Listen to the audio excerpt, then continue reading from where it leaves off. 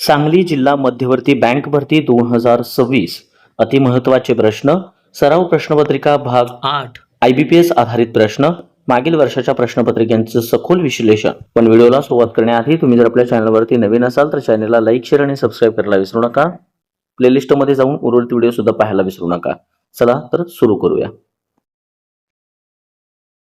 सांगली जिल्हा मध्यवर्ती bank 2026 GS चे टॉप 20 प्रश्न आहेत बघा. चला तर सुरुवात करूया वन बाय वन.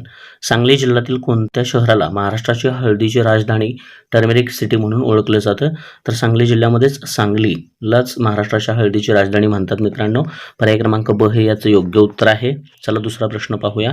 सांगली जिल्ह्यातील सांगली हे मुख्य शहर कोणत्या नदीच्या काठावर वसलेलं आहे? तर याचं योग्य उत्तर आहे पर्याय क्रमांक क, कृष्णा नदीच्या काठावर हे शहर वसलेलं आहे मित्रांनो. 3 नंबरचा प्रश्न बघा. सांगली जिल्ह्यातील कोणते ठिकाण बालगंधर्व यांचे जन्मठिकाण म्हणून प्रसिद्ध आहे? तर नागठाणे, सांगलीमधील नागठाणे हे बालगंधर्व यांचं जन्मठिकाण म्हणून प्रसिद्ध आहे मित्रांनो. पर्याय क्रमांक अ हे याचं योग्य उत्तर होईल. 4 नंबरचा प्रश्न बघा. 1942च्या चले जाव आंदोलनातील सांगलीतील प्रति सरकार किंवा त्यालाच आपण पत्री सरकार म्हणतो याचं नेतृत्व खालीलपैकी कोणी केलं होतं? तर क्रांतिसिंह नाना पाटील यांनी याचं नेतृत्व केलं होतं मित्रांनो. त्यांनी प्रति सरकारची स्थापना केली होती. पर्याय क्रमांक ब हे याचं योग्य उत्तर होईल. 5 नंबरचा प्रश्न बघा मित्रांनो. सांगली जिल्ह्यातील सागरेश्वर वन्यजीव अभयारण्य हे खालीलपैकी कोणत्या प्रकारच्या अभयारण्याचं वैशिष्ट्य दर्शवते? तर हे मानवनिर्मित अभयारण्य आहे आणि या अभयारण्यामध्ये विशेषतः हरिण या प्राण्याचं अस्तित्व आहे, त्यामुळे याच्यासाठी हे प्रसिद्ध आहे.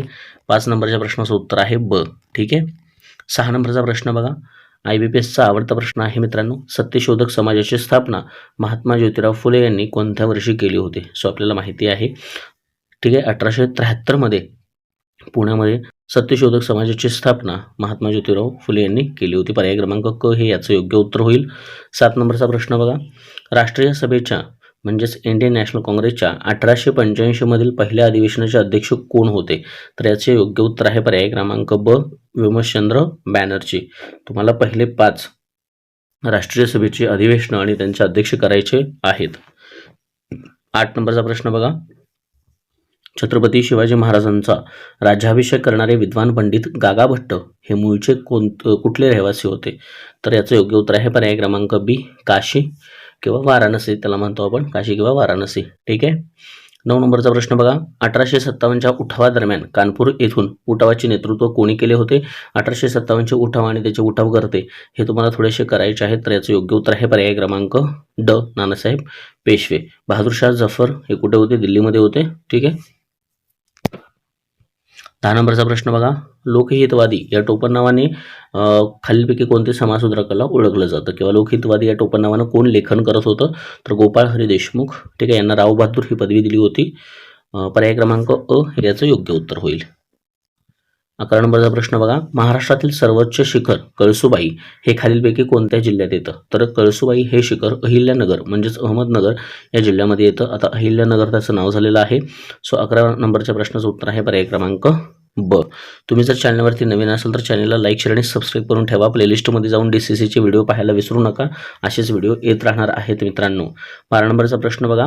दक्षिण भारताची गंगा म्हणून ओळखली जाणारी आणि महाराष्ट्रातील सर्वात लांब नदी कोणती आहे? तर पर्याय क्रमांक क गोदावरी नदी हे याचं योग्य उत्तर आहे. याला दक्षिण भारताची गंगा असं म्हणतात. ठीक आहे. पुढचा प्रश्न बघा. भारतातील खालीलपैकी कोणते राज्य कापूस उत्पादनात अग्रेसर किंवा पहिले आहे? तर गुजरात हे कापूस उत्पादनामध्ये पहिले राज्य आहे, अग्रेसर राज्य आहे भारतातलं. त्यामुळे 13 नंबरच्या प्रश्नाचं योग्य उत्तर आहे पर्याय क्रमांक अ. 14 नंबरचा प्रश्न बघा.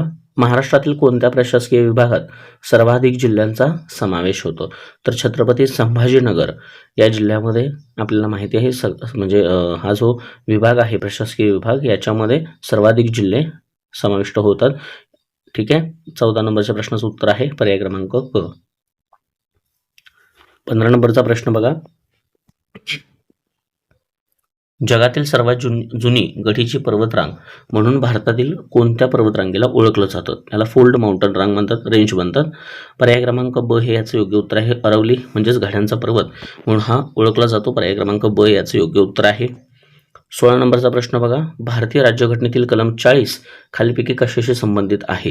तर 16 नंबरच्या प्रश्नाचं योग्य उत्तर आहे पर्याय क्रमांक ब. ग्रामपंचायतीची जी स्थापना आहे हे आर्टिकल 40 मध्ये दिलेले आहे भारतीय राज्यघटनेमध्ये. सो पर्याय क्रमांक ब हे याचं योग्य उत्तर आहे. 17 नंबरचा प्रश्न बघा. भारतीय घटनेनुसार राष्ट्रपतींना पदाची शपथ खालीलपैकी कोण देतात? तर भारतीय घटनेनुसार राष्ट्रपतींना जी पदाची शपथ दिली जाते ते भारताचे सरन्यायाधीश देतात. पर्याय क्रमांक क हे याचं योग्य उत्तर आहे. 18 नंबरचा प्रश्न बघा. घटना समितीने भारतीय राष्ट्रध्वजाचा स्वीकार कोणत्या तारखेला केलेला आहे? 22 जुलै 1947ला घटना समितीने भारतीय राष्ट्रध्वजाचा स्वीकार केलेला आहे मित्रांनो. पर्याय क्रमांक क हे याचं योग्य उत्तर आहे. 19 नंबरचा प्रश्न बघा. माहितीचा अधिकार कायदा RTI ऍक्ट संपूर्ण भारतात कोणत्या वर्षी लागू झाला? सो RTI ऍक्ट 2005 हा 2005लाच लागू झालेला आहे.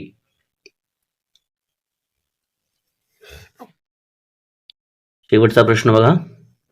20 नंबरचा प्रश्न आहे. लोकसभेचे अधिवेशन वर्षातून किमान किती वेळा बोलवणं हे राष्ट्रपतीवर बंधनकारक असतं? तर हे 2 वेळा बोलवणं बंधनकारक असतं मित्रांनो. लोकसभेचे अधिवेशन वर्षातून किमान 2 वेळा बोलवणं हा राष्ट्रपतींच्या अधिकारामध्ये येणारा महत्त्वाचा निर्णय आहे. ठीक आहे, किंवा बंधनकारक आहे. असेच नवनवीन व्हिडिओ येणार आहेत DCC बँकेचे. इतर व्हिडिओ आपण टाकलेले आहेत. प्लेलिस्टमध्ये जाऊन व्हिडिओसुद्धा पाहायचे आहेत तुम्ही. ठीक आहे. व्हिडिओ आवडला असेल तर चॅनलला लाईक, शेअर आणि सबस्क्राईब करा. कम्युनिटी पोस्टवरती आपली पोस्ट टाकत जावा मित्रांनो. त्याच्यामध्ये उत्तरं देत जावा. पोस्ट आपण केलेली असते. शॉर्ट फीड्स बघत जावा. ठीक आहे. धन्यवाद.